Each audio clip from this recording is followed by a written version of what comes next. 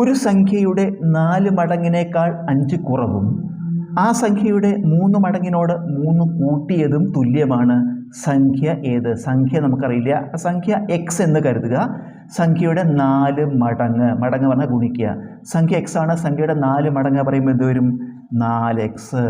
സംഖ്യയുടെ 4 മടങ്ങിനേക്കാൾ 5 കുറവ് 4x - 5. ഇനിയോ ആ സംഖ്യയുടെ 3 മടങ്ങ്, അപ്പോൾ എന്ത് വരും? മടങ്ങ് പറഞ്ഞാൽ ഗുണിക്കുക. 3x. 3 മടങ്ങിനോട് 3 കൂട്ടിയതും കൂട്ടണം 3. ഒരു സംഖ്യയുടെ 4 മടങ്ങിൽ നിന്ന് 5 കുറവും ആ സംഖ്യയുടെ 3 മടങ്ങിനോട് 3 കൂട്ടിയതും തുല്യമാണ്, സമം. ഇത് എക്സിൻ്റെ വില കാണാൻ എക്സ് ഒക്കെ ഒരു ഭാഗത്ത്, ഇവിടെ എന്തുണ്ട്? 4x. ഈ പോസിറ്റീവ് 3x വരുമ്പോൾ -3x സമം. ഇവിടെ സംഖ്യ എത്രയേ? 3. -5 അങ്ങോട്ട് എടുക്കുമ്പോൾ +5.